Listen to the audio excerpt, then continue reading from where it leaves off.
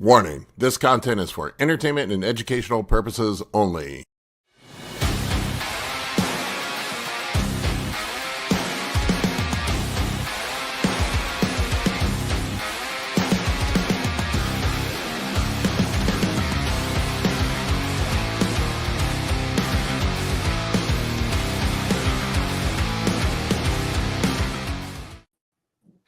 What's up, everybody? What's happening? What's going on? Nothing much, man. Just recovering from Masters Nationals. Yeah, man, you had to have a rough week. That's a 7. You had 7, right? 8, but who's 8. counting? Oh man, yeah. Anything above 5 is just a whole different level. There's overlap. You're just never not. 5 people are essentially sending a check in continuously. So more than that means you're doing multiple check-ins continuously. Those are busy days, busy weeks. It was a hectic week. It was pretty insane. I had one pro card and a couple third place finishes, and then all over the place from there. It's always funny, you know, Justin, from coaching people. It's like the guys that don't do as well. They're like, "What did you do differently with the guy that?" It's all the same. That's the hardest part about being a coach is, especially when you have multiple people in the contest. Like I saw you posted even on Instagram. You know, only one person walks away from the show truly happy, the overall winner. Everyone else is at least a little bit upset. So if you have more than one person in the show, even if you have that client, you have the other client who didn't win the overall. So as a coach, it's just like it's an emotional roller coaster because and no one's really thinking clearly because you'll have guys who go from third call-outs to first call-outs, but because they wanted to win, obviously, they're kind of bummed about it. And you have to be like, well, like it's a big leap forward. You moved up 12 places. We're making progress. Yeah, and if you're finishing in the first call out or even the top of the second call outs at a national show, man, you're kicking ass. Yeah, once you get first call out at a pro qualifier, your goal is pro card. I mean, you should always be happy when you make that leap. Yep. Speaking of pro cards, here's some guy that won his pro card. Yeah. What's up, John? What's up, guys? How you doing? Good. You look fantastic, man. Congrats. Appreciate it, man. Yeah. How many attempts was this, John? Oh gosh, if we go back to 21, that would be USA's in 21, and then the Arnold in 23, which we just missed that one, and then North Americans, Toronto, and then the Arnold again. So 6 times. Yep. Yeah, but 3 of them were in the past like 10 months. Yeah. And just remember, folks, pro cards are easy. They just hand them out like hotcakes to everybody. They're so easy. I wish they were. I know I'll get some flamethrower comments in the comment section, but I get guys all the time that are just like they hand them out to everybody now, and I'm like, go compete in a national show. Yeah, go get one. Let me know what you think. What's misleading is if you're not at the shows and you just go on social media, there's a lot of classes and that give pro cards that didn't historically. So there are a lot more pro cards, and sometimes they happen in weird classes. But if you're winning, 35 and over, 45 and over, or 40 and over Masters, Nationals, North Americans, USAs, Nationals, those guys are as good as they've ever been. The winner of the of all the big shows, and you can see by looking at if anything, we're having a resurgence at the pro level. I think right now, I think this is the first time since kind of the mid 2000s when Ronnie and Jay and all those were kind of dying out that there seems to be progress. Samson's a new level of size. I understand what people are saying with that, but if you're talking about the people who are actually going to compete as a pro, those guys are as good as they've ever been, for sure. I was going to piggyback on that really quick, Paul. I'm sure you saw it too, but USA's just happened, and they had great competition there, but they had. I would say the guys were more conditioned at Masters, to be honest. I mean, you had one or two top guys at USA's that are always conditioned, but I think that any national level show now is like really getting up there with conditioning and stuff, and it's legit. Well, it has to do with the age too. You know, when Arnold competed, guys were competing in the early 20s. Now guys aren't reaching their peak in the sport till 40. You know, we bypass kind of the hormonal stuff that happens with age, so we don't lose that like loss of athletic ability, but we benefit from the thinner skin, more time in the game, muscle maturity. And so really, you know, it's the sport's evolving and changing, but the top people are still the top people, and they would have been the top people 15, 20 years ago too. I would argue that some of the guys that, you know, from the 80s wouldn't even be men's physique guys now. No. Oh yeah, no. Well, yeah. I mean that's the thing. You like people forget Ronnie won his first Olympia, and this is a different kind of weight because it's Ronnie. But Ronnie won his first Olympia at 246. You go to Nationals, USA's, North Americans, you've got 20 guys in shape at a similar body size. You know, Dorian was the first guy to be over like 240 on stage. Where guys are, I mean, it's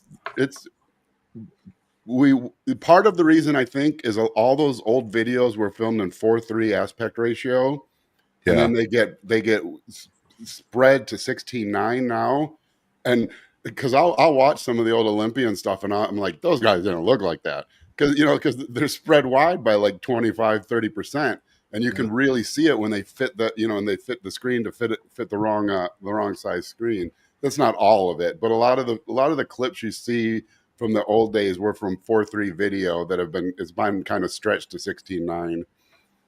Yeah, and also like you're right about USA's. I have thoughts about that show, but it was Masters Nationals was more competitive.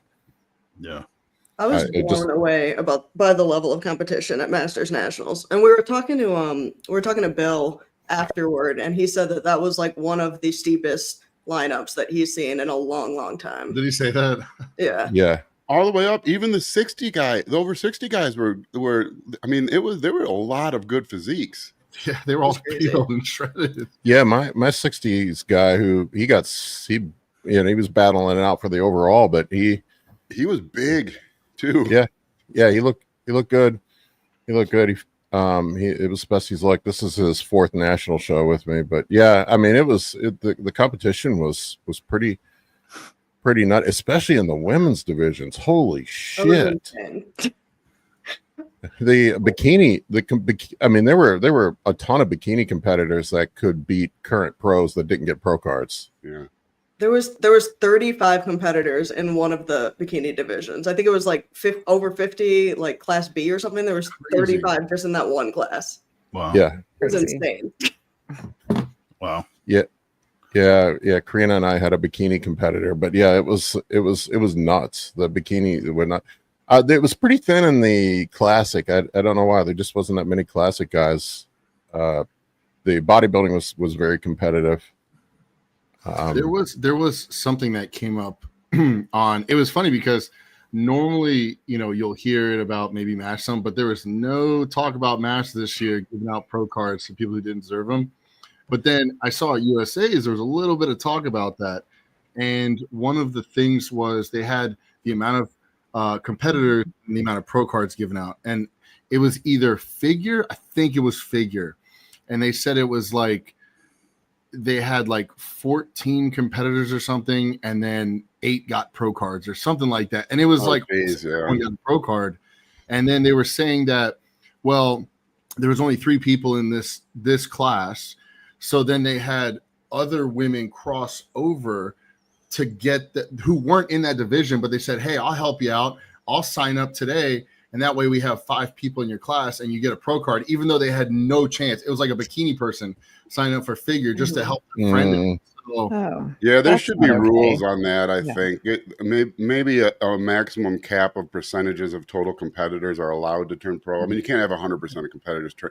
I suppose you can. Because I saw a post, there was that one guy who did that really crazy dance and he wasn't in shape. And I think there was another girl. And people talked about, like, should there be requirements? And my stance on that has always been there are requirements at shows you have to qualify for.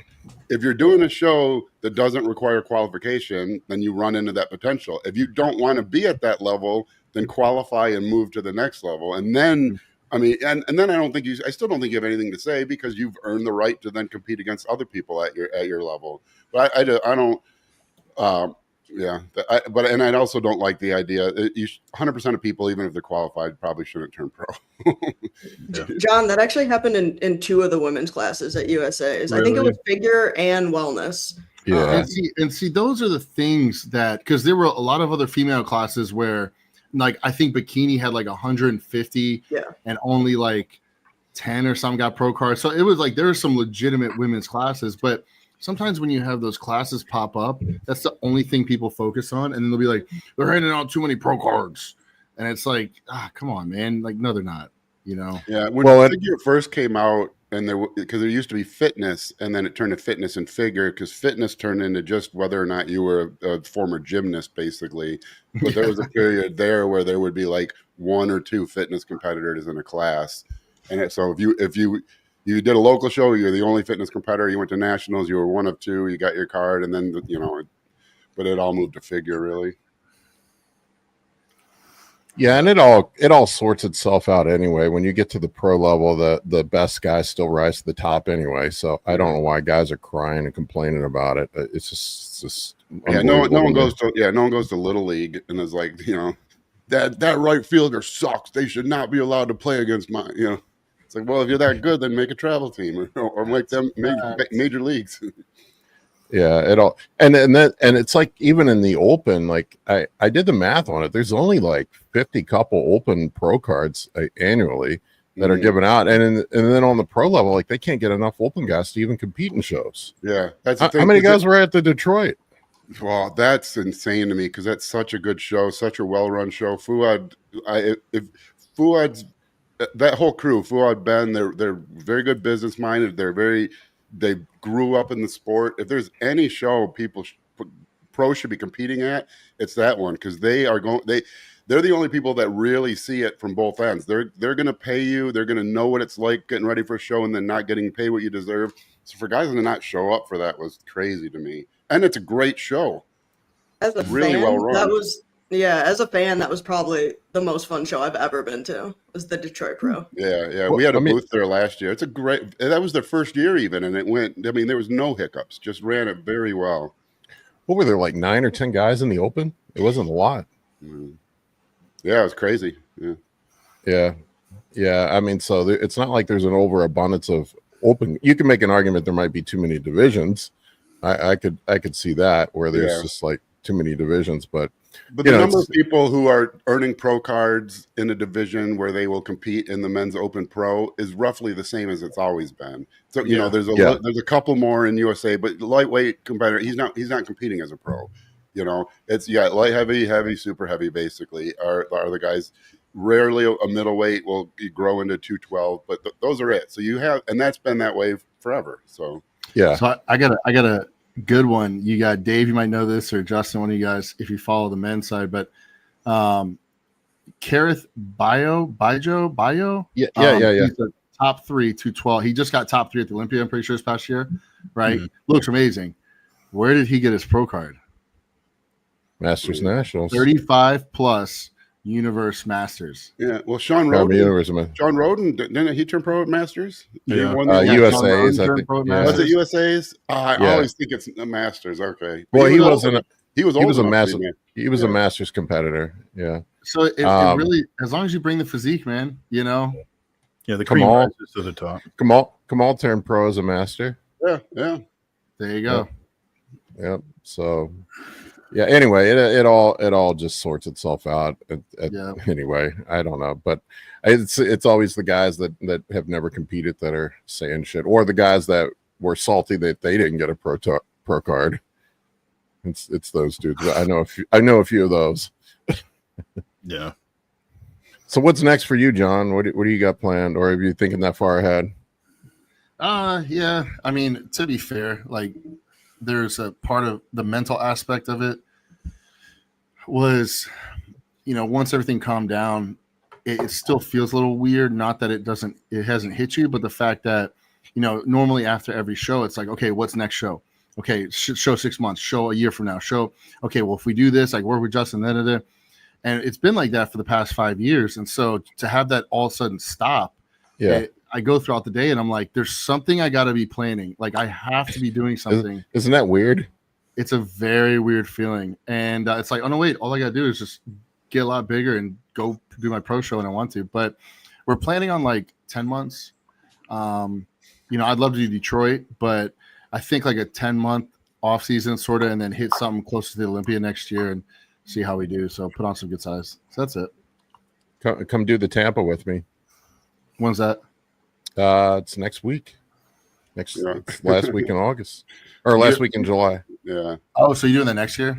Yeah. Oh, yeah. There's no. Okay. I'm fucking beat. Yeah. I was like, dude, I don't know if I can do it in a We week. could do Milos, one of those old. Who did Mustafa Muhammad used to come over like 10 days out? Milos be like, "Have you even been dieting?" And then find a way to get him respectable on stage. Jesus, I'm like 40 pounds under my normal off season weight. You can do it. You can do it. Can we pull a Levroni?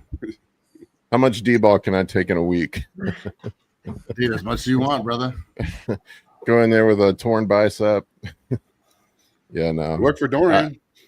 Yeah, I got 3 guys competing at the Tampa next week in the Masters division, so I'm flying down for that one.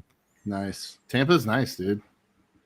What do you guys? Weird though, because it's like some of the neighborhoods are like really nice, and then like you go over like 2 streets, and then it's like, oh man, I'm in the jungle right now, dude. This is It's tough like spot. Detroit. You'll be at Ford Field, eating at a 5-star restaurant, and then you go 2 blocks over, and there's a car on fire.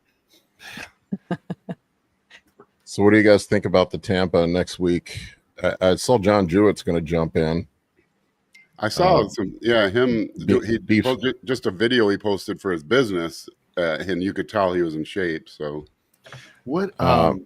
Shire has such crazy shape, man. It's always is he doing it? Somebody told me he wasn't, but I don't know. I know he was planning all along. If so, he would have just backed out from what you're telling me. Yeah, I'll be down there. I know Patrick Moore is in the show. Morgan Mack. John De La Rosa. John De La Rosa. I mean, it's going to be a good show. Yeah. Yeah, Justin Shire. I don't know. Justin I would think was probably the favorite, right? Yeah. Seems like Yeah, I'd say Justin or John. Justin or John, yeah. I didn't realize Justin was like 40. Yeah, he's older. Yeah, he looks young. Yeah. Growth hormone, man, works. Yeah. that I always think about that, man. It's like that.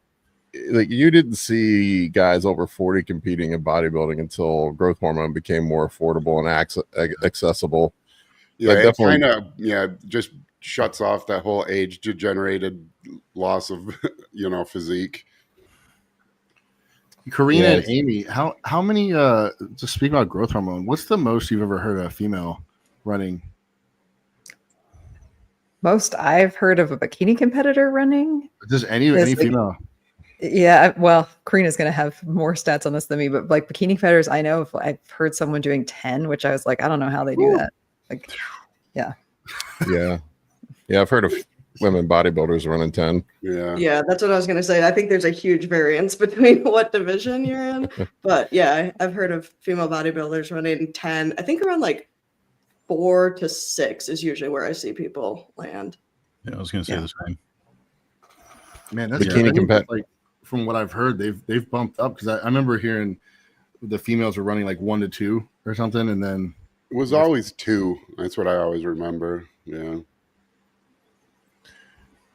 Growth hormone dosing is interesting because it's so arbitrary. Like you look at what the clinical dosings are for when they prescribe it, and it's nothing. Like it's way more than what bodybuilders use. Oh, way more. And we call it we measure it around. We use IUs where it's really milligrams. IU is just a volume measurement. It just depends on the IU differs by how much you dilute it. Technically, I mean we've kind of created this standard where 1 milligram is about 3 IUs, which is that's kind of what we call it. Because then like a 10 IU vial will be like 3 it's like a 3 milligram vial usually. But yeah, it's funny how we name them IUs when they're clinically it's dosed in milligrams. Yeah, it's like Serostim. It comes dosed in 6 milligram vials, and then it's administered nightly. So it's 18 units nightly. That's where that's where our convention comes from, I think, because whatever, 6 times 3 is 18. Yep, that's what bodybuilders. I think I remember hearing Dorian Yates on an interview. I talked about it earlier this week on my Q&A, talking about the 5-on-2 off protocol, which is what he used to run, and somebody was asking him why he did it, and he was like, "That's all I could afford." Yeah. Dude, people got it spoiled now. I remember $1,000 kits not being outrageous, especially in the summer and fall, when you had contest season. Yeah, $900, $1,000 kit. I remember $750 kits being, if you found a $500 kit, you were doing cartwheels. This is 20 years, like 25. Geez, yeah, 25 years ago. But That's crazy. Here's Justin Shire, man. He's got such a crazy physique. Oh yeah. That's what I'm saying. Like it's very interesting, and like you always want to see him stand next to somebody, right? Because when he went to the Olympia, it looked a little different than standing next to some of the other guys. But he's got such a crazy taper; it's like insane. He is very limb dominant. His arms are so long. Yeah, like a gorilla. Yeah. So huge. Yeah, he looks like a gorilla. Yeah, I know all about that. I got long ass arms. It's really hard to get your arms. Like if you have big arms and you have long arms, that's impressive as fuck. Yeah. It's like a Frank McGrath kind of long forearms, long forearm bellies. Patrick Moore, I love his physique too, man. He's got to be getting up there too, though, isn't he? He's in his 40s, I'm pretty sure. Yeah, if not late. Yeah. Yeah, I mean, dude, almost everyone's like either almost 40. Like, I mean, you got some of the younger guys, and Samson's what, 35, 36, 37, and Walker's like talk about 30. some arms. Oh my god, that dude has got insane, man. He's kept that good conditioning. Yeah, he's got a beautiful physique. Mm-hmm. And then John, John's always in shape. Jewett. Yeah, Very always. dense. Yeah, crazy dense. He's come so far since compete. I mean, I always bring him up, but he went jump from middleweight to heavyweight when he turned his pro card. It's not really that because he really lost size to cut down to middles, but to think that guy used to compete in the 170-pound range is outrageous now. Yeah. I mean, he's just Mr. Consistency. Mm-hmm. I think he's just a grinder, a guy who takes a smart approach to everything and just grinds away, just chips away. Yep. It's like a diamond starts as a lump of coal. Yeah, enough time and enough pressure turns into a diamond. Just got to keep the pressure on. Yeah, wow. Yeah, I mean, I remember. Oh, it's crazy. I remember hanging out with him not this past year, but the year before at the Arnold, and I just couldn't stop looking at his hamstrings. I'm like, I have never seen hamstrings that big on a fucking human being in my life. He's got two butts. I'm like, good Lord, man! Like, how does that guy buy pants anywhere? Where the hell is he buying it? He wears shorts. He must be wearing shorts and sweatpants. Uh-huh. Yeah, now that he's jumping in, originally I kind of thought John De La Rosa or Justin were kind of a toss up, but I'm starting to lean towards John because I just know he's always going to be probably the best condition, best shape, in shape. I mean, yeah. And you get people like Patrick Moore who could just have a better shape and structure, but it's a matter of, are you going to show up in shape and condition, to beat someone like John? So, dude, I was just watching De La Rosa at the 2013 New York Pro. I think it was Big Rami's first show, and he came out and just like destroyed everything. But I'm thinking to myself, like, holy crap, like De La Rosa's he's one of the last, OGs hanging on from that era, man. He's been around for a minute. Yeah. Yeah, there he is. Well, probably helped him. He took a little hiatus for a while. Yeah, I hope it paid because he always seemed like he had thick skin. It looked like, I mean, I don't know what he does for peaking, but just by how he looks what I think happens, I think he's kind of got naturally thick skin, really has to work to dry out. And it's just like always a tightrope because he'll lose his quads, the separation of his quads when they flatten out. Because, I mean, you can see how full they are there. But he'll lose that, and they'll just be kind of like really smooth and glossy just from not the depth between the muscles. I don't know but it looks like he's not going to have that problem this time. I mean, even watery there, his skin looks fairly thinned. Yeah, even in the glutes, it's just dry. Yeah, some guys have that really hard time getting, like, I think about Samson. Like, that guy from what I've read, they starve him on contest prep. Yeah. Well, you can see because he's 330 and he's not out of I mean, he's not fat, he's not contest shape, but he's low body fat, just some water, you know. Yeah. But and he goes down quite a bit in weight. Well, I mean, not that much, but quite a bit in weight from there when he's on stage. Yeah, De La Rosa is impressive.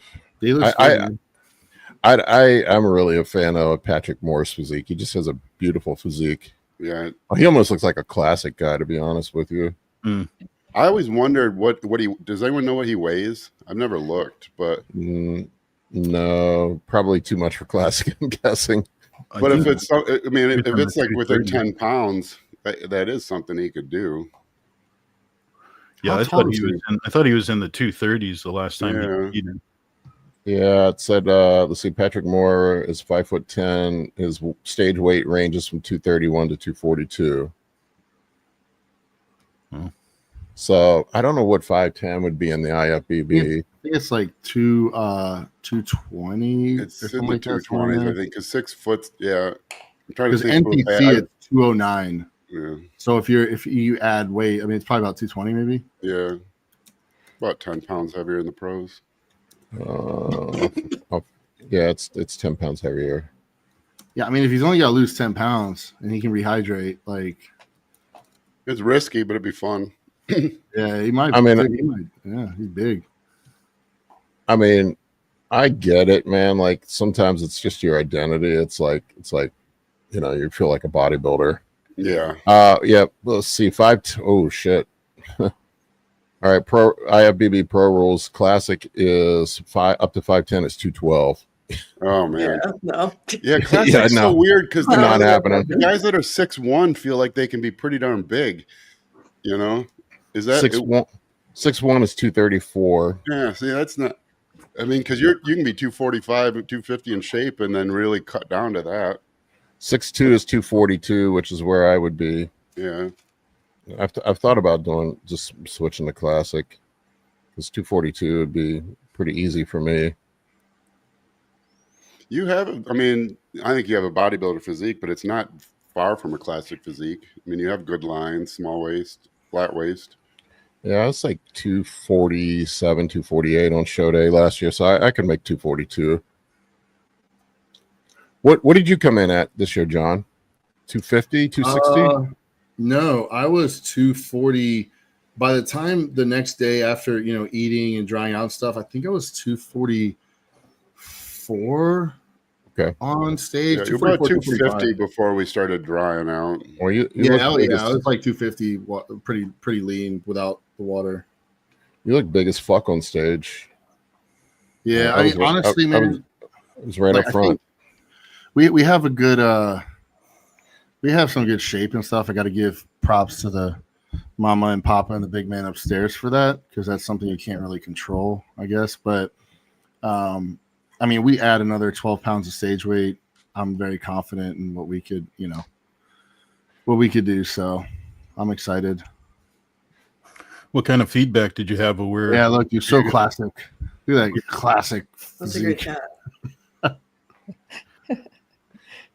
Where's your focus, John, going to be to add some size, though, if you're going to be trying to? Honestly, man, like, we were a little dry. Like in this photo, like we're pretty You were dry. pretty flat at finals. You were flatter than I thought you were at finals once I saw photos. Yeah, I should have had a burger and stuff. Yeah, there's the side one there is a better indication, the side quarter turn. Yeah, I think the one I posted from the gym that's got the troponin stuff on, that was yesterday or 2 days ago. So I think you're a lot fuller there. Yeah, I had some carbs in me, so I'm 248 here. That's I ate a burger and some sushi. Look, we needed. I always wanted that division, the gym shorts division. No one needs static glutes. You just if you competed on Saturday, they let you compete again the next Saturday in gym shorts. So I think, I mean, honestly, dude, if we can come in close like 258 on stage next year, I'm very confident. There's one before you dried out. You're about 250 in that black and white one. Oh yeah, super artsy. Yeah, that was. I mean, that's that look that looks the best in the hotel. On stage, that would look a little watery, but that was pretty filled out. Oh, so you weren't at the host hotel? Where'd you stay? was staying like maybe 5 minutes away. Something called an Even Hotel or something. It was like the alternative host hotel, they said. Yeah. Oh, Did there's the identify pictures it I as a took. hotel. Yeah. Paul knows Yeah, those I mean, those photos. guys were in condition, man. You know, like I was backstage and I was like, these guys look pretty freaking stacked, dude. Yeah, these are masters, folks. This is what masters looks like. Yeah. Yeah, the which guy was it, man? One, I think it was the guy who got second. He was telling me he fucked his back up the week before, said he herniated a disc or something, and he was just gutting it out. I kept wondering if he was cramping or something, because he would you could tell, like, he'd make the wrong move and it'd be miserable for him for a second. Yeah, he was telling me he almost pulled out of the show, but he was just gutting through it. I'm like, man, he won the 40. He was like 43, and he won the 40 super heavy. So he still got a car. He did well.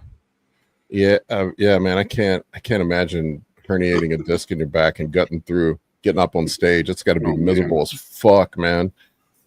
I think everyone here has like a story of. I remember when the USA's in 21. This is how I knew it was gonna be a bad show.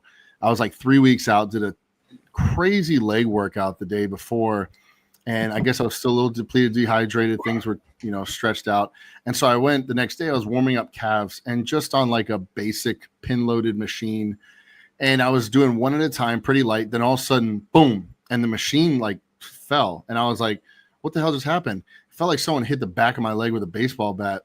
And I was like, "Oh, that hurts." And so I tried to walk, and I couldn't walk, and I tore my calf.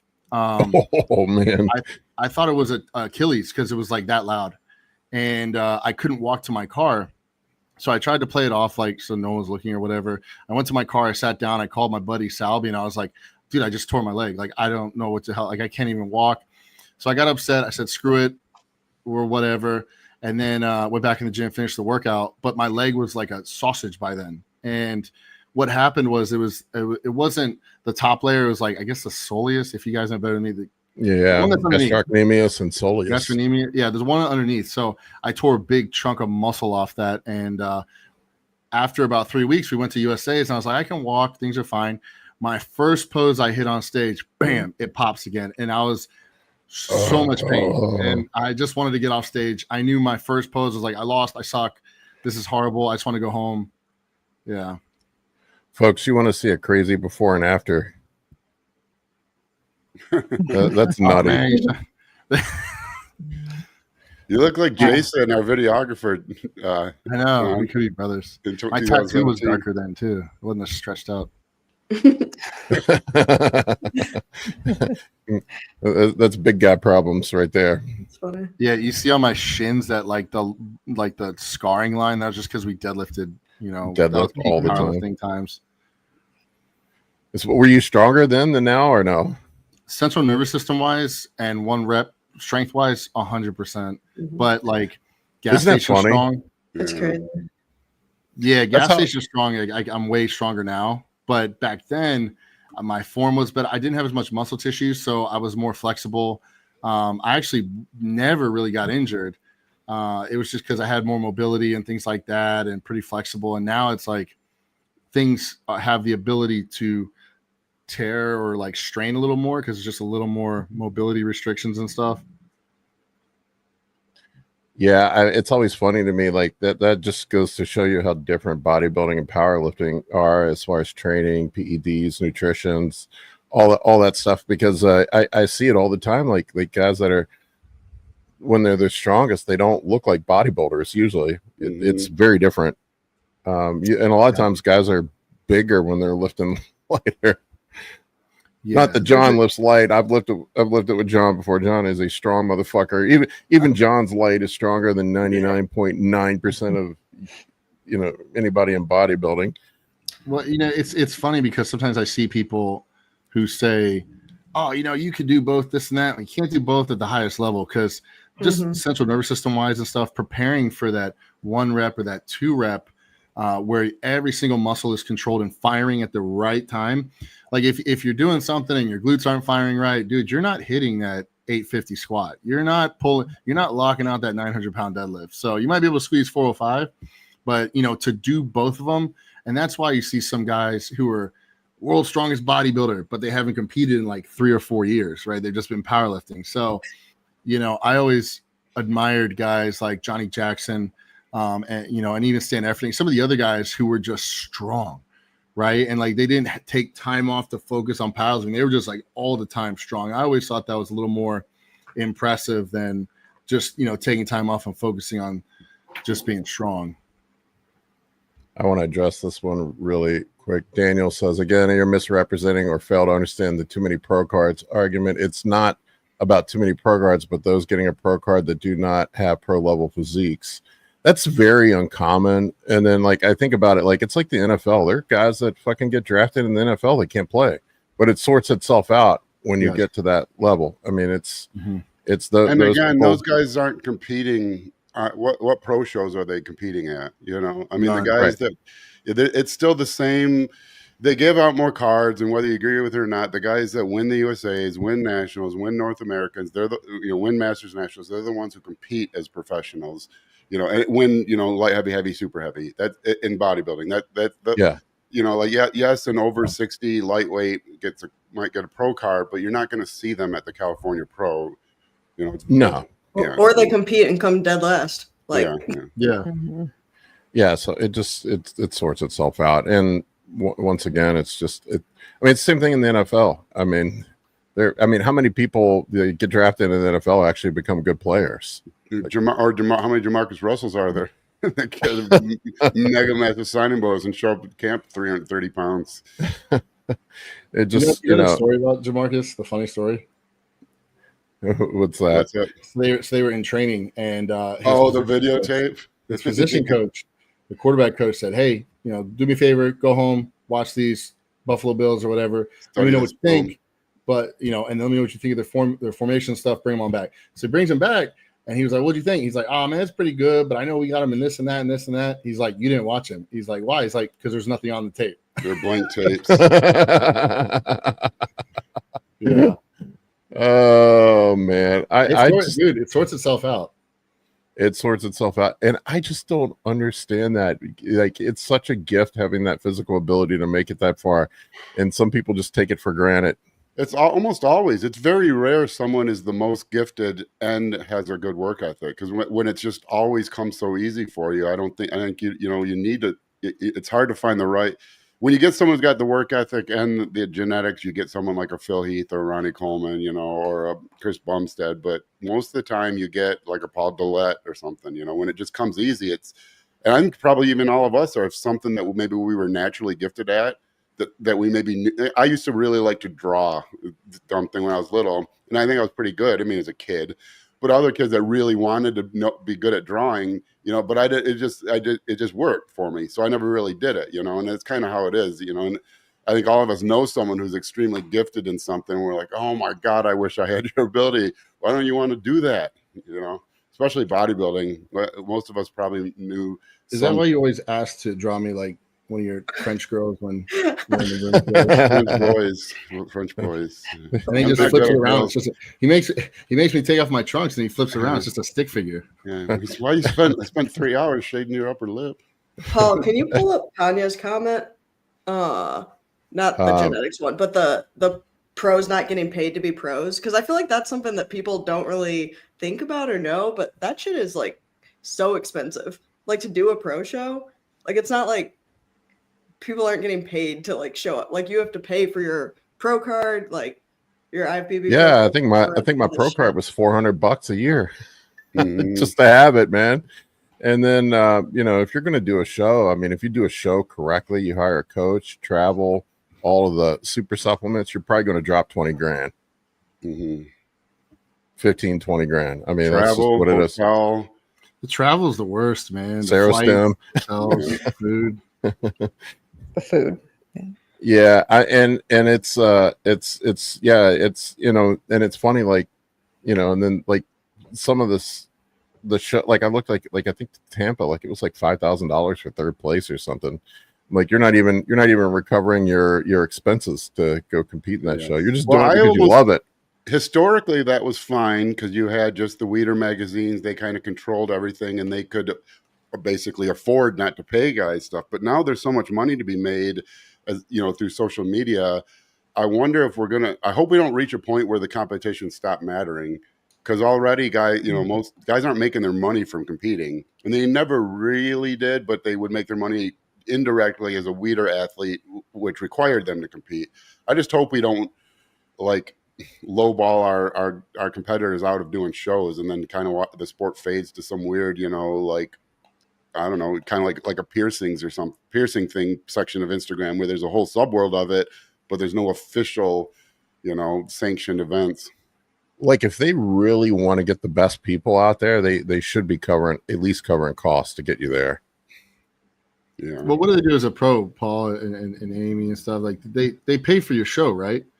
Like, so you only have to pay them back if you don't show up. But like, I guess that's their way of being like, hey, you're a pro, now you don't have to pay the $200 entry fee type thing. Yeah, there's no entry fee. There's no entry fee, but great. Yeah. Yeah, you still have to pay for your tan, your hair, your makeup, your suit, everything You else. got to buy your own jersey, your posing suit. Yeah,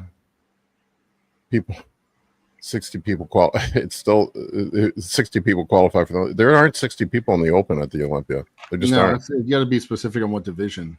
Yeah, there were 15 or 16 and also how many people are on the sidelines of the Super Bowl? Yeah, a lot. Yeah, think about that. Like the practice squad guy that's never going to sniff a Super Bowl ring. Yeah. But yeah, I mean, even 60 out of 8 billion is still, you're still finding the best of the best. I mean, it's not like it's not too crazy to get watered down. I mean, even if it is 60, it's this 60 out of 8 billion is a pretty rare error. I mean, and if they have an issue, look, they've fixed some of that issue, because I know at the Olympia they'll have sort of the prejudging, and then they get rid of them like immediately. Like, you don't even get to do anything at night or anything. Like, you're gone. They'll be like, hey, so and so, you guys come back, everyone else can leave. So by the time we're like really watching it, they only show like the top 20 or something, like, anyway. So those guys are weeded out after prejudging. They're gone. You don't even see them. Nope. When you go to finals at night, you pay the big money ticket. They're not on stage. Nope, it's the top guys. That's it. It's the same dudes that still win. We were talking about the talent thing. It is. That's watering down. Once in a while, you get a guy that has all the talent and the work ethic, and then you just get generational, like Michael Jordan. Michael Jordan would be a guy that had the drive and the talent. Kobe Bryant in basketball. I'm a basketball guy. I mean, bodybuilding. Jay Cutler would be a guy who had the drive and talent. I think a lot of people too look at like all the new pro cards and compare them immediately to the top 10 guys. Like, they're seeing all these pro cards and they're immediately going, that's not Nick Walker, that's not Derek, that's not a pro physique.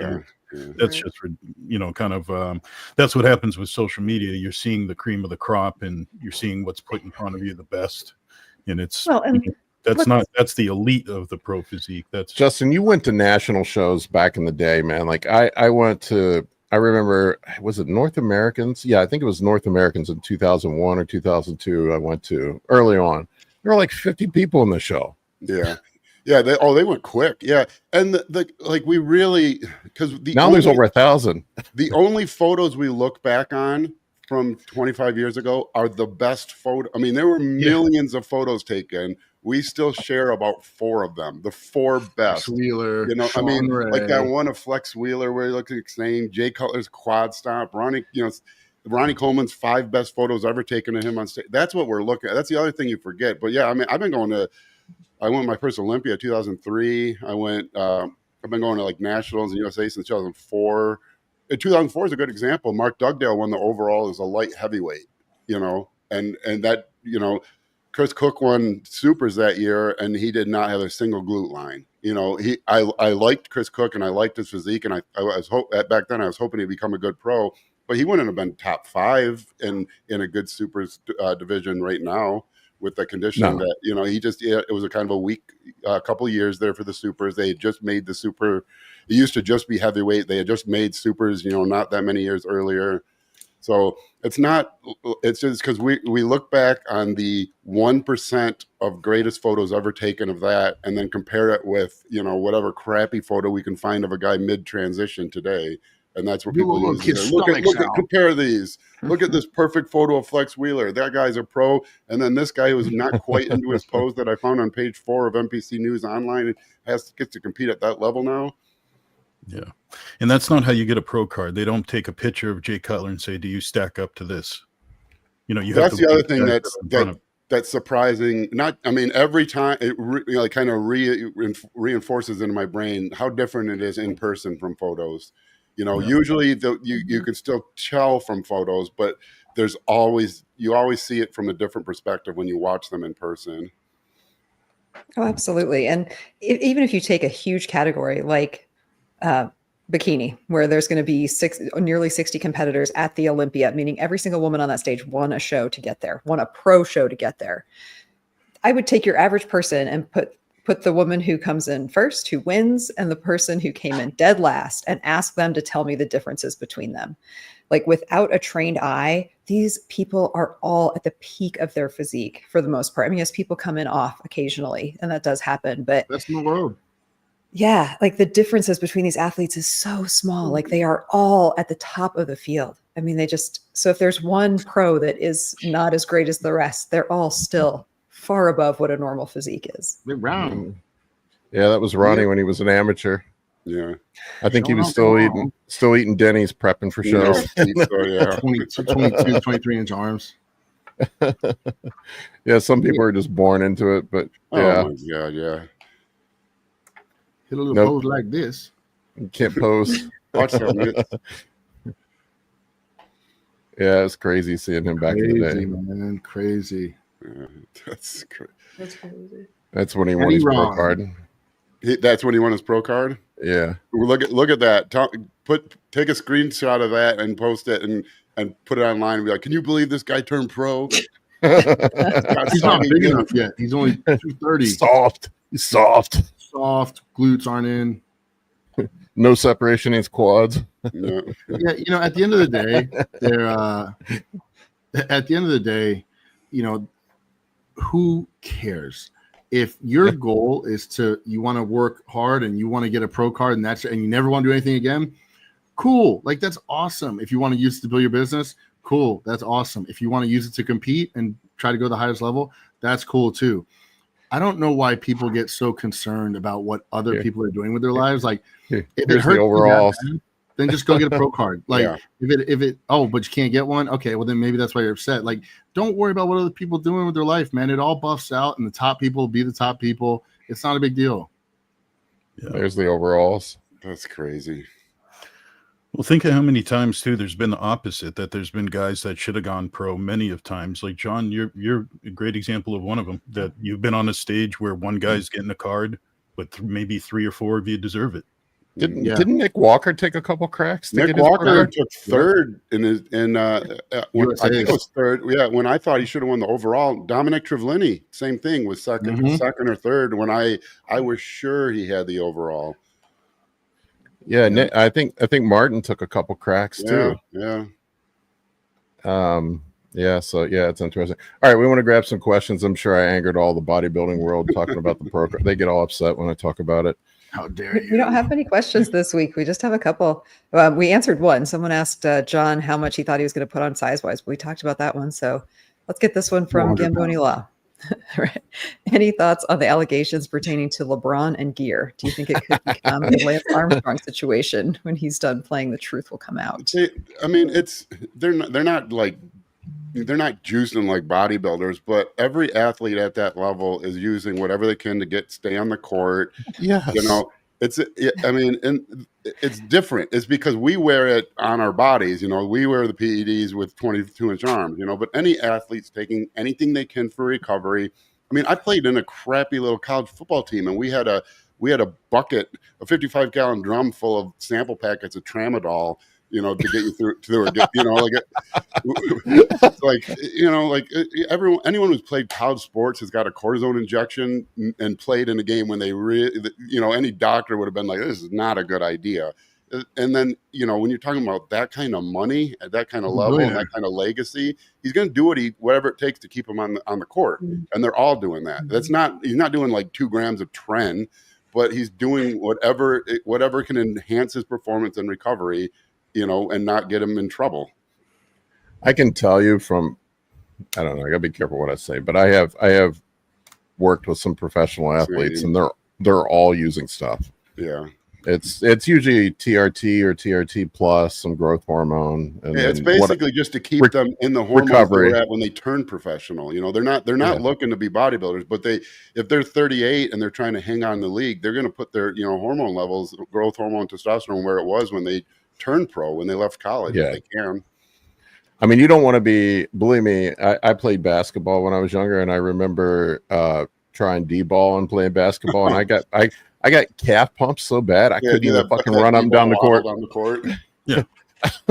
So they're not doing that, and then you know how you huff and puff with tren. You're not going to be taking tren and doing anything where you're have any sort of endurance involved. So, but yeah, I hopefully we can get to a point where people can just accept that it's part of the sports and just don't give a fuck about it. I think we're walking a very tight rope on that. I think with the HRT anti-aging clinics, I think that's either we're on like a razor's edge, and either we're going to stay on that razor's edge and it's going to become to that level, or it's going to go off the razor's edge where TRT clinics are prescribing very non-hormone replacement doses and levels too loosely, and then that whole thing gets shut down again like it did in the early 90s when they cracked down.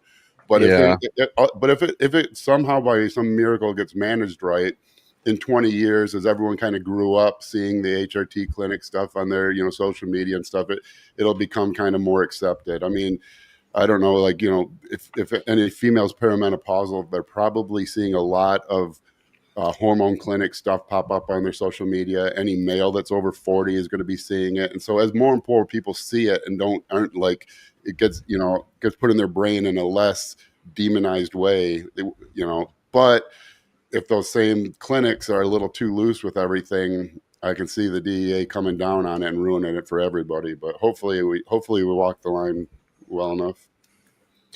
Yeah, and I don't think most of those guys they're not trying. They're just trying to enhance recovery, being able to stay on the field. And I would make the argument that TRT and some growth hormone and healing peptides is way healthier for loading guys up on fucking painkillers and NSAIDs and. You ever watch Graham Bensington? He does interviews, and he always interviews old athletes. John and I were talking about this. It cracks me up. John, I think that's his name. I always get his name.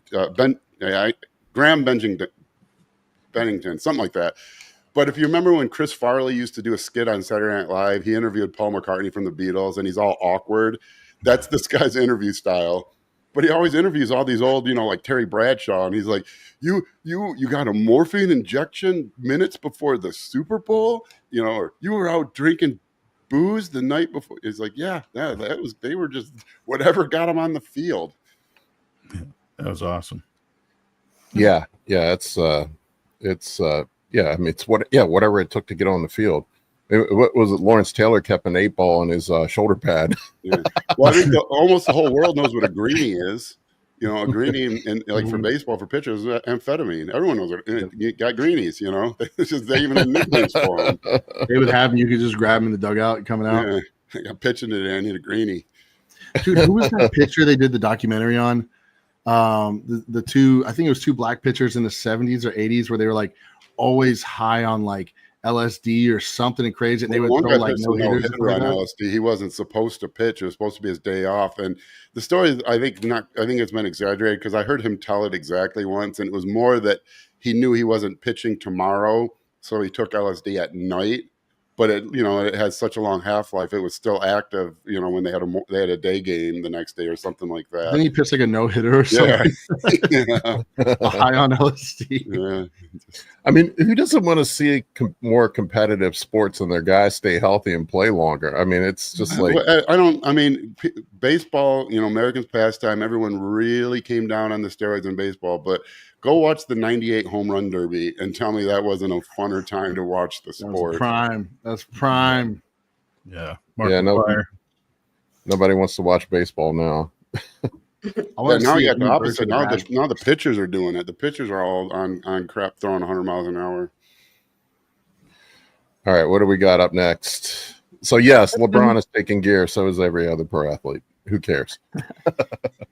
So it's from Rescue IV. What's your opinion on chicken thighs on a cut? I know some guys don't eat carbs with chicken thighs, but eat lots of veggies. Your Is this a troll question? Because Justin's huge on chicken thighs right now. Yeah, I get this all the time because I don't compete anymore. I carry 50 pounds or 60 pounds less muscle than I used to and 20 pounds more fat. And part of that process involves I eat more chicken thighs because they taste good.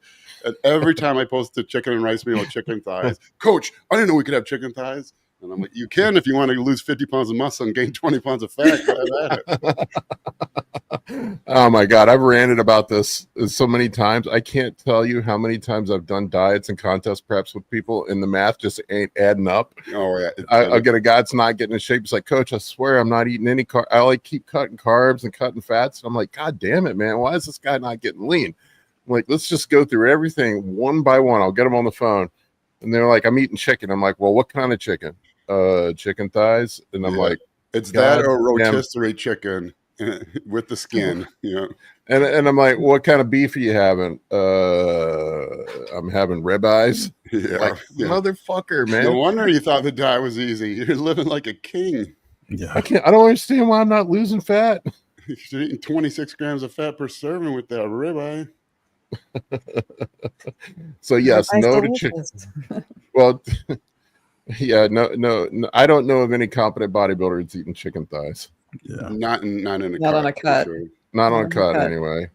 And if you like, your LDL not being 200, it's probably not the smartest thing when you're blasting a bunch of gear either. Yeah. There's that aspect of it too. No, chicken thighs are your reward for retiring and dropping a TRT. That's the reward at the end of it all. Justin, are you in my plan, man, where you lose weight and get fatter? Yeah. I've been slowly getting worse by the week. I'm going to start better by the day, worse by the day. I'm going to start a little series. Yeah, I'm down to 240 and gain, 6% body fat, 7% body fat, whatever it is. That's what I realized how down I am. I was in John's wedding a couple months ago, and my suit coat was smaller than my tux was for prom, high school prom. Oh, I'm smaller than I was a senior in high school right now. Well, you're still You're still a big person. Yeah, well, yeah. I mean, I'm just big. Not framed, small but, structure. I mean, you can see it like with guys that used to be big. Like I saw Palumbo walking around at the at Masters Nationals, and you could see like it it's still there. Like if he went back and ate some food and went on gear, it would fill back out pretty quick. Yeah. They all have the same walk. You know that old Bigfoot footage from like the 60s where the Bigfoot's walking? That's how every ex-bodybuilder walks. It's like Bigfoot. Is that the one where you wreck your spine and your hips? Your arms are half bent and you look miserable. Yep. From squatting and deadlifting? That one? Yeah. Oh, yeah. Yeah. Retired bodybuilder. Amy, let's get the question about Justin's troponin IQ. Yeah, it's a two-parter from Suck Smoothie. Hey, Justin, how does troponin IQ compare to Chat GPT 4.0? I've been using it to track my progress, comparison pictures week to week, and I'll forget some stuff, but it'll be satisfied with it. If I ask it to give me some dieting principles based on your Reload Mass Diet framework, it'll also get pretty close. Not perfect, but AI probably won't be perfect for another 5 to 10 years. Well, oh my God, people are going to think I paid this guy. I didn't. But that is the perfect question to ask because that's where I think AI is going to shine early on. Until AI becomes what it eventually can be, it's too general. ChatGPT is great. It knows everything. And so you ask it a question, it's going to analyze basically, it's going to answer.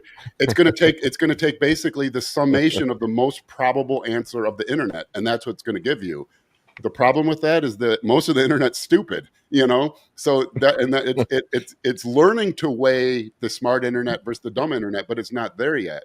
Where with troponin IQ, it bypasses that because it's me. It's my knowledge. It's everything I've ever written, ever said, ever. I've saved everything I ever wrote. I had 700,000 files, aside from 1,200 hours of video footage, 11,000 answers and questions. I've been doing this for so long, and I saved everything. I had hard drives everywhere. So when you ask Troponin IQ, it answers as me, not as the most probable answer of the internet. And so the analogy I've kind of like been trying to use is like if you do programming and you're writing a script in Python, you can ask ChatGTP to write a Python script to analyze whatever data you need, and it'll give you an answer, and it'll probably work. But if you could ask the lead Python engineer at Google instead, and so that's where I think AI is going to work early on, is it's not good enough to be that general yet. But for a person, it is me. It answers like it's getting shocking to where it's like because we can add voice to it, and so I can answer as me. The server cost is too high, so we're not implementing that yet. I don't know if we'll ever be able to, but I can have that. I have a God mode version, so I can talk to myself and I answer as myself, and it's just like it answers exactly as me. And so I think, and so that's the benefit. When you ask it for a diet, it's answering as me, not as the most probable answer of the internet, which is going to be a mix of good diet information, bad diet information, wrong diet information, right diet information. Where you ask Troponin IQ, maybe it's still wrong, but it's my answer. And so, like if you would ever want to work with me as a coach, but you don't want to pay the price, it's a way to work with me for a tiny fraction of the cost, like 1/15 of the cost. Karina, you had thoughts? I see your brain working. Yeah, I mean, in my day job, I do a lot of work, kind of behind the scenes with like GPT and stuff. And the more I learn about GPT, the more skeptical I am of just like non-customized or like non-fine-tuned models. And so I would say that like as a pretty blanket statement, like a fine-tuned model, a custom GPT is it's gonna be, by definition, better than just plugging stuff into the GPT that everyone's using. Yeah, and I think I would eventually like to get other coaches involved, and we can make it basically like a refined version where you can ask this expert or ask it to answer as all the experts combined. But I mean, you can already do it. You can ask Troponin IQ to write a peak week protocol for a bodybuilding contest, and it'll give you one, very similar. I mean, it knows all your information, and then as it goes, it learns more your weight, your body fat. And each prompt it learns better, and you can fill out your profile to any detail you want. And the more detail, the better it'll know. But it'll write a full contest prep. Now I'll ask ChatGTP to do the same thing, and it'll send a different version of a peak week each time. Yep. And sometimes it'll say cut sodium. Sometimes it'll say don't cut sodium. Sometimes it'll say eat like a low amount, like 2 grams of sodium a day, which I think would be too low. Where mine gives like what I would do with a client. And so like Karina said, it's just too. Eventually, it's going to get intelligent enough to weed out the bad responses, but we're not there yet. It's so general that you're asking the internet, and it's answering as the internet, but a lot of the internet is stupid. You mean there's dumb shit on the internet? I didn't know that. One of the things that like makes me most like wary, I think, about AI is the inconsistencies within the same model. And so like even with like fine-tuned models, like I'll spend, a year like developing like a model, and using the exact same prompt like 100 times will produce, different outputs. Yeah, that's interesting to see. Like they don't know why. I wouldn't have really known that till we did this, because usually you only ask a prompt once. But when we were stress testing, and doing A/B testing, comparing, it was really surprising how I have used AI for several years now, quite a lot, which is why I wanted to do this, because it's been a big part of my day. It's almost replaced my search engine use. I have a Grok subscription. I use ChatGTP. But anyways, yeah, until we started stress testing, and I would ask the same prompt multiple times with slight variation, I realized how I never knew that, because historically I'd ask a prompt and that was it. I got my answer. Where mine obviously will be much more refined, and mine on God mode, it even sources exactly what podcast, what book, what algorithm, what file name, everything that it chose as the most likely to represent my answer. And sometimes it's as many as like 12 of them. But and so mine even sources. So it's like if you don't agree with this, here's all the sources that I gained this information from. You can review those for, but that's not in the IQ version because most of those sources aren't links. They're files on my heart, that we uploaded into the system. Do you, so you have like checks built in, like in like God mode? Do you have like one model like running a check on the primary model? Well, so the God mode is completely different because it runs on N8N something where the IQ isn't. We're not using that. IQ, it works where it stages. So as you're typing, it starts trying to answer while you're typing, and it keeps refining, so you get a quicker response. God mode, it waits till you finish, and then it crawls everything. So the responses are really slow, but they're incredible. But that's used for me for me to stress test and try to find things that I would say I disagree with, because sometimes it'll come up and the most probable answer. Like one time it said something about BCAAs that I did kind of believe around the mid 2000s, and I'm not so keen on now. So then I let our developers know that my views kind of changed on that. Give higher weight to this view for EAAs versus BCAAs.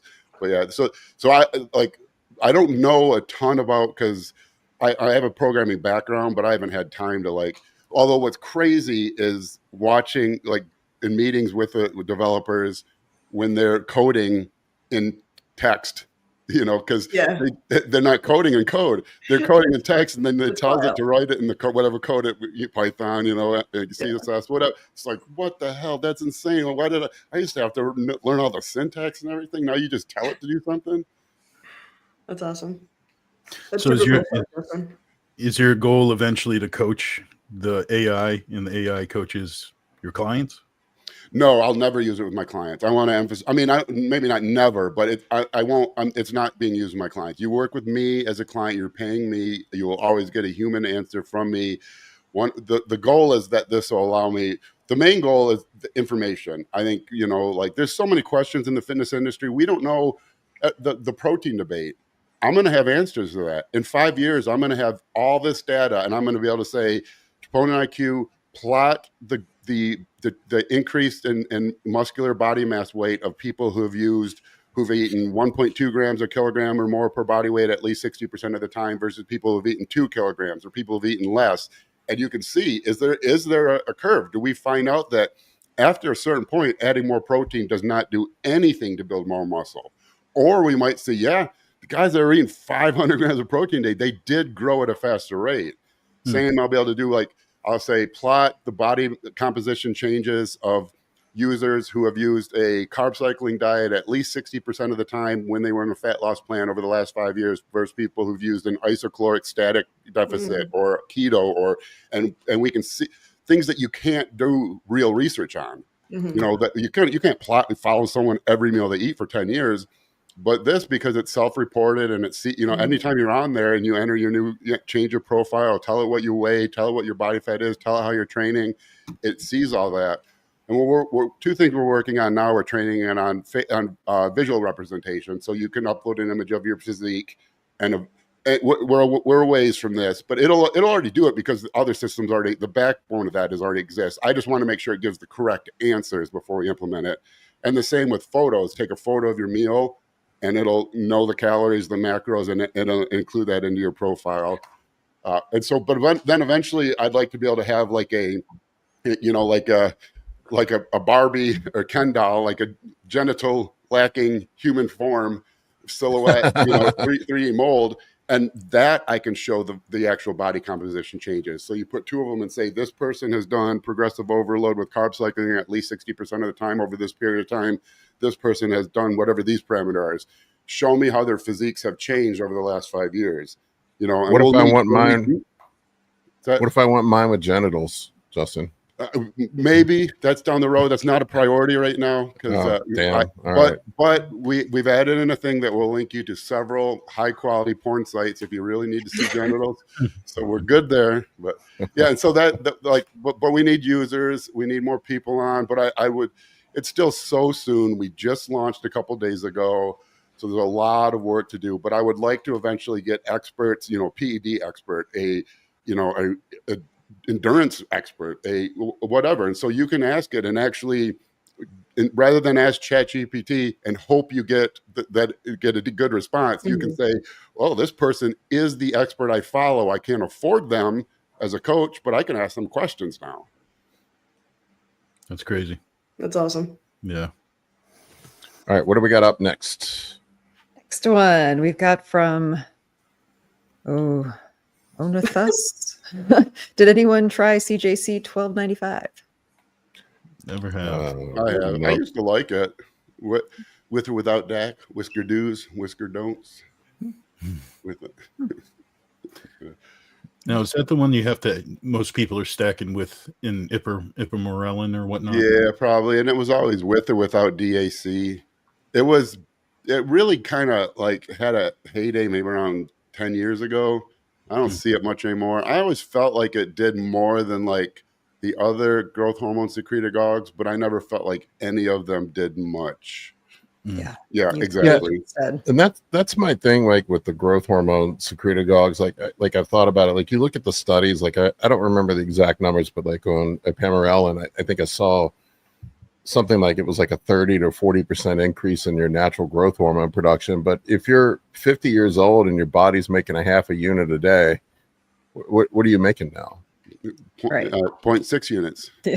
Yeah. Yeah. So like, and then that stuff is like really now with how much generic GH has come down, it's like it's probably cheaper just to run fucking GH than run all the secretagogues. And if you go by like effectiveness versus effectiveness, it's incredibly cheaper to run. It's way GH. cheaper. Yeah. Yeah, I mean, I messed around with the secretagogues before I finally gave up, and because I was on TRT and all the TRT clinics love prescribing that shit. And before I went and just went straight GH, and I'll never go back. Yeah. Just save your money and buy some GH. That's the answer. Yeah, I agree. Yep, that seems to be the consensus. All right. So from Jacoby Dials, anyone have any experience with injectable NAD plus and what it's good for? I've used it. I don't know. It's another one of those things I put in the column. Like I don't know how much difference it makes. I kind of there's sometimes look, I love messing around with stuff. It's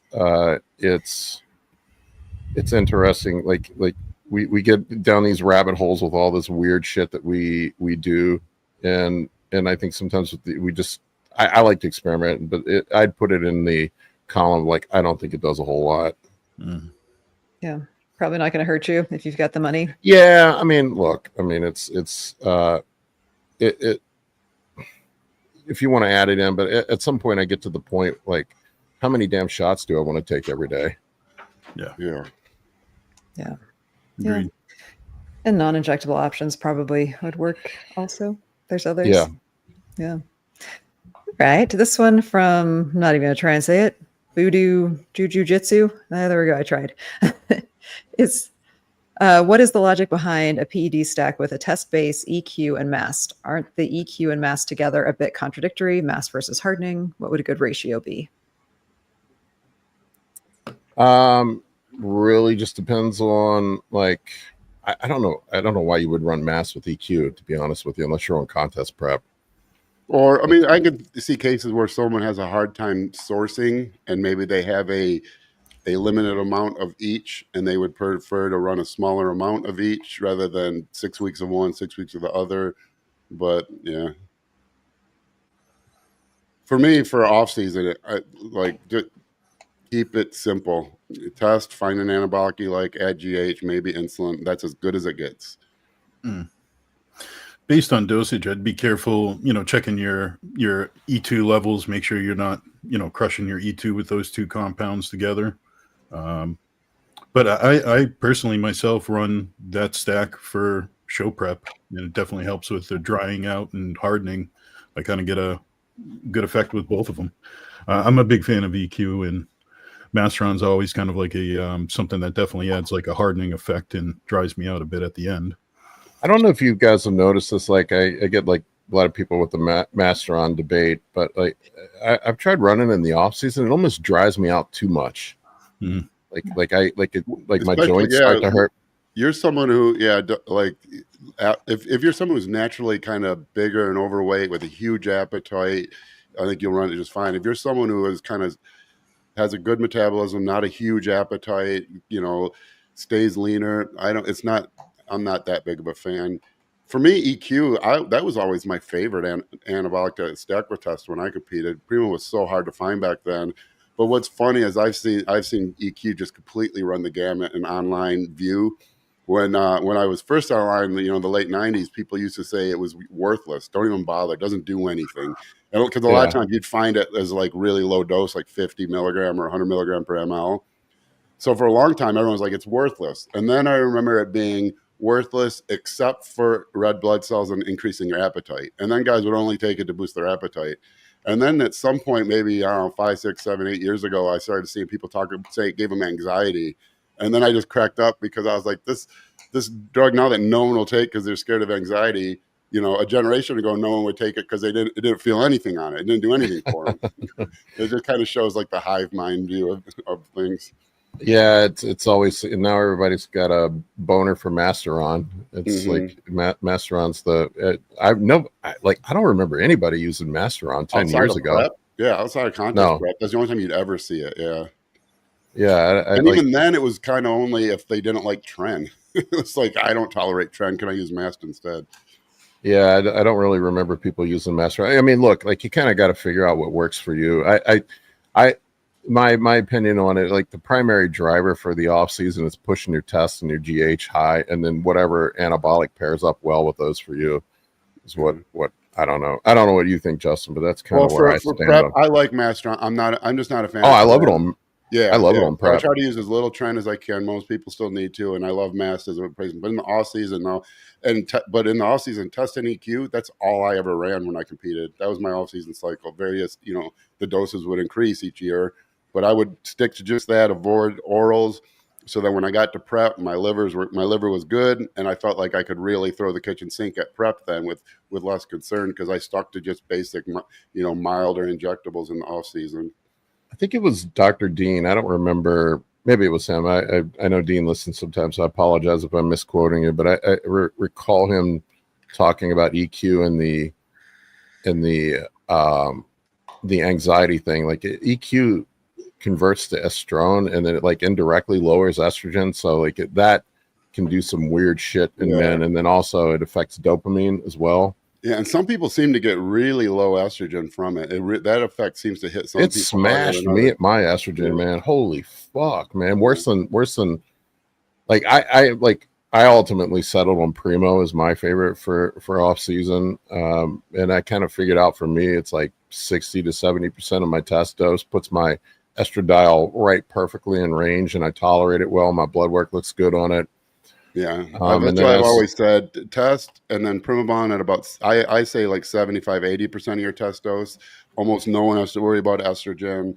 You're running relatively safe compounds. You can push the doses about as high as total weekly milligrams as you can with any compounds with minimal risk, and you're more or less maximizing growth rates roughly.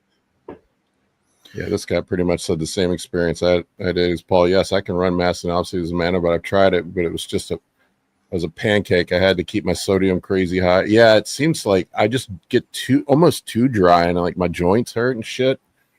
I like a little bit of water on me in the off season, even though my blood pressure will go up a little bit, but it helps me with lifting as an old guy. Yeah, and probably the amount you're going to be wanting to run to get an anabolic effect in the off season is probably going to dry you out. Like you say, I could see that totally happening if that's two that you're going with, just testing Masteron. I'm not advising anybody to do this, but I felt like I never got much out of Masteron until like I hit a gram of it. Yeah. Now it's like you say, there's the right tool for the right scenario. Cosmetically, in a show prep, it's a good use, but off season, it wouldn't be my go-to either. Yeah, I love it on contest prep though. It really hardens me up, and I used it exactly what Justin said. It was my go-to instead of Tren. I didn't use Tren last year on my contest prep. It was Masteron. All right, what do we got up next? Well, this was from Ali. It's actually been answered in the Yeah, sorry. in the Yeah, chat. I already can. This is as the owner of it. This is where it gets hard because I know people want it, and it's already we're capable. But I wanted to give the right responses, to it, and that takes more training. And so yes, we can, but I'm not going to do it until I'm sure. Because if I blow it once, if you upload a photo and I give a shit response to it, all it takes is you going on Instagram and be like, this is garbage. So we're hopefully within the next month. We have a series of releases. We're hoping to do more or less a major release, roughly once a month, for at least several series of releases. We're working hard on. It's expensive to pay developers, but and there's also only so much time for how many you can pay. But we can do it. Same with photos of food. I just want to make sure it's correct, because if you do that in some of the other things, like I think MyFitnessPal and stuff, sometimes the answers they get, I'm not they disagree with each other, and they also, I think, disagree with me. I want it to. Before we do it, I want to make sure when you upload a photo, any response it gives to it is the correct response. Yeah, I don't think I could ever wrap my head around taking a picture of my food and not using a scale. Like I just couldn't deal with it mentally. I'm a little messed up that way. Just a quick follow up on the Masteron thing. It popped in my head. I'll say this: like a lot of guys that I work with that are just trying to get in shape. Guys that are probably a little, the 20% body fat guys trying to get down to 12 and look good. I love running tests, mass, and GH just at low doses. It's different than bodybuilding. I'm talking from a bodybuilding off-season perspective. I think there's many tools in the toolbox, and there's an appropriate tool for the job. And then sometimes that's different for different people. So like I don't like getting into absolutes with things. You kind of have to figure out what works for you, but I find some general rules. I just anyway, people get very emotional about Masteron. Yeah, well, the most important thing, and I always tell everyone, like, if you work with a coach, they're going to tell you what their experience is, and it's probably correct, and it's definitely correct for in pretty much all but really rare edge cases. You may be an edge case. It's unlikely, but you may be. So I always encourage people, if you're curious about something, get it out of your system, because the worst thing you can do is just keep wondering, and then you're never putting 100% into what you're doing because you're wondering if something else is better. Get that out of your system so you can learn that there is no magic formula, and the sooner you learn that for yourself, the quicker you're going to get to your end goals. An example would be, I kind of have shit on D-ball in the past. It's a joke. I've run a lot of D-ball over the years, but a lot of guys, when they run D-ball, they just get bloated, grow gyno, and have a bunch of acne. But there are some dudes, the guys that seem to be low estrogen converters, the guys that are the skinny dudes, that D-ball is like the best fucking thing ever, man. Yeah, they blow up. Yeah, if it doesn't kill your appetite, you don't turn into a bloated mess, you don't get lower back bumps, and you don't know those things. You don't know you're an edge case until you try it. So I recommend, people try things. Just don't waste 10 years trying things looking for a magic formula, because there isn't one. Yeah. All right, what do we got up next? I get one or two more in. Yeah, we only have a couple left. So this one's from Rise41. When choosing a show, how far out minimum do you recommend to be for a decent prep? 16, 20 weeks more, assuming you're already somewhat lean, 12% or so. 16 weeks. Yeah, I like 16 pretty much for everyone. If you need more than 16, I would too fat. Yeah. And then less than 16, I'd rather just do 16 and then have the first month be more you just really locking in and being precise with everything. For women, I'll take a little bit longer. Yeah, 20. yeah. Sorry, women have it hard. Yeah, women, I'll do 20 sometimes, but that's not fair. Yeah, 16 is a pretty good sweet spot, especially if you have the ability before you enter prep to kind of clean things up also, like, and hold your weight a little bit, not going from like pushing your weight up right into a prep and diving down. Mm-hmm. That's kind of nice. Yeah, I'd say 16 is where I start most people. You can always do 8 weeks if you want. Yeah, or you can do John, and you can plan a 16-week prep and a family vacation, and then when you get several weeks into it, have your client say, hey, when you're on vacation, I'm going to do a show that weekend. And it's in 8 weeks. It worked out. That's my coach. I had already before, planned like, on it. I knew it was coming before he did. I remember after the Arnold talking to John, and he said he was done for the year, and I'm like, okay, well, we'll see. I do it to Justin once a year. I'll be like, hey man, what are you up to? And he'll be like, oh my God. He's like, let me guess, you want to compete next week? Well, I was like, there's one in about 9.5 weeks we could do. Where are you at? Oh, I'm at the Cheesecake Factory. I think I specifically said to you, you know, what about the Masters Nationals? And you're like, I'm getting married. I got things going on this year. Busy year. That's true. That's true. I hit him up 9.5 weeks out. I was like, hey dude, what do you think about this? I'd say it was a good decision. Yeah. When it works, it works. All right. What do we got left? well, this is an interesting one from SM. Do you think Primo can almost saturate your aromatase where at a certain point, no matter how much test you use, E2 doesn't go up? I mean, I have seen some guys completely smash their estrogen on Primo Ball, and for some people it doesn't work. If you're a guy that is a low estrogen converter, it probably is not a good choice. I'll say that. It's hard to predict until you actually get on it, but I would say the majority of people I work with, especially dudes that tend to be fatties, which are most of the guys that come to us, are high estrogen converters. I very rarely see people that have low estradiol issues. It's Steve said, somebody said Primo. Team Primo, Team Primo is in the house. I've seen I it don't with know. EQ, but not Primo. Yeah, EQ. Well, I've seen it with both, but EQ is weird because some people just seem like they just get their EQ bottoms out on it. Oh, mine was smashed, man. I was down in the single digits. Yeah. And I wasn't running that much. That's another thing Troponin IQ could answer. What percentage of the population? Love the plug. All right, got a couple more if you guys are up for it. They're two quick, easy ones. There's a good GLP question too. That one just came in. We can ask that one from Hercules. Where do you guys think GLPs will be in 2 to 3 years? With so much money in that market, I think it's going to get better and better. Yeah, it seems like all the companies now are trying to package in some sort of anti-catabolic with them. Yeah, Either I'll be IGF. curious because typically the most obvious chemical is the most obvious for a reason, because it's the one that's going to have the most clear effect. And so they usually, maybe not the first iteration, but within the first few, it doesn't seem, if you look back over any drug class, you know, it's always like the first ones that come out are good, but not perfect, and kind of the next level are about as good as it get, and then they just keep trying to come out with variations forever that never really quite do better.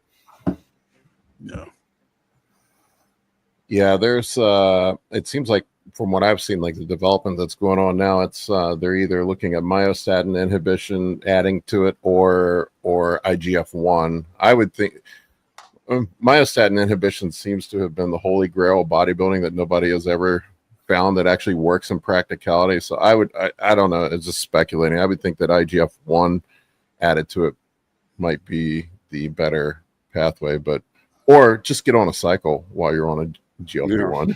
There you go. Problem solved.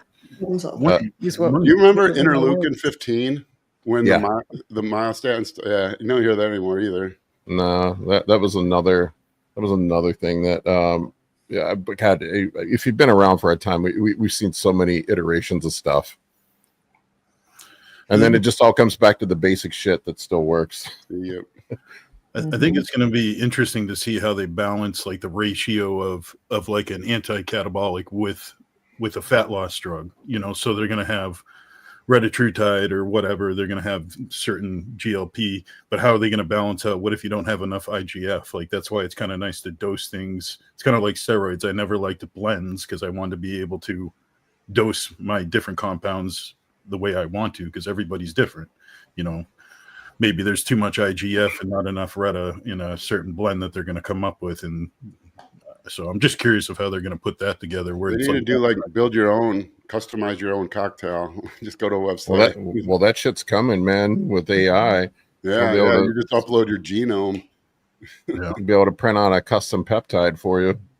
Mhm. Steve says EQ, Vigorous Steve, has 3 metabolites, which also act as an AI. So you get 3 to 4 molecules suppressing aromatization.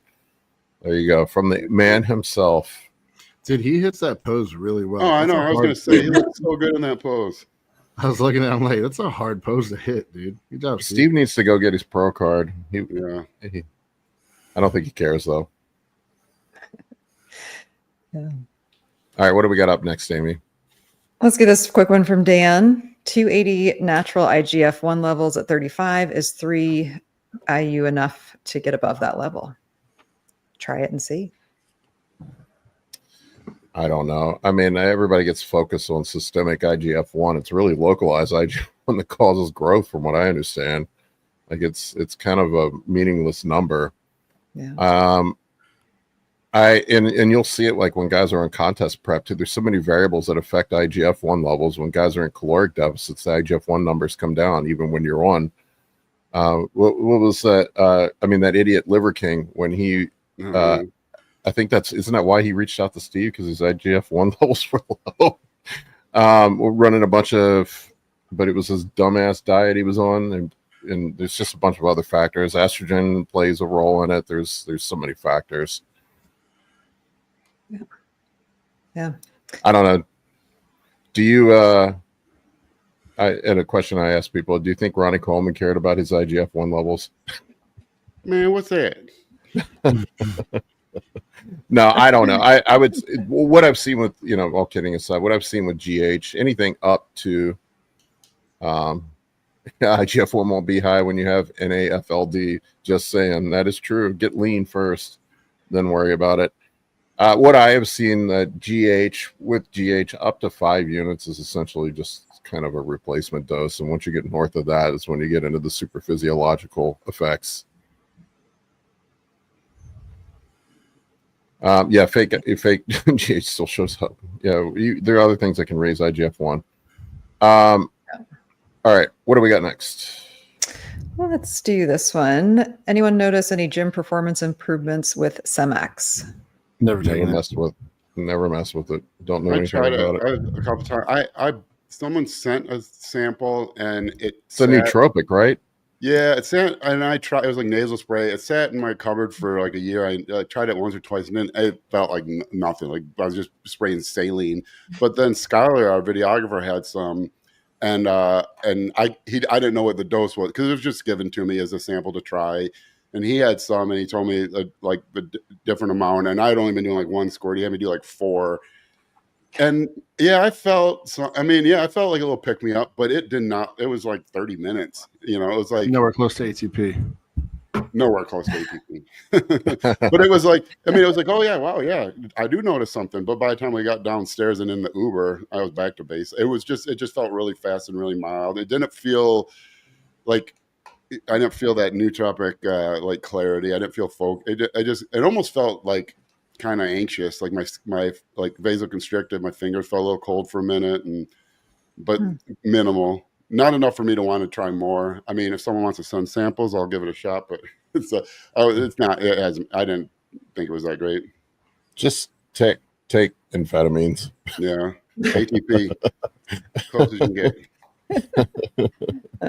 Another unusual compound question. Oh, go ahead. Sorry, Paul. I was gonna say I haven't tried the ATP yet. Go ahead. Oh. That's a good one for Dave. Yeah. DSIP, deep sleep inducing peptide. My source has it and I'm really interested. Chronic insomniac without THC. I have insomnia. I've tried it. It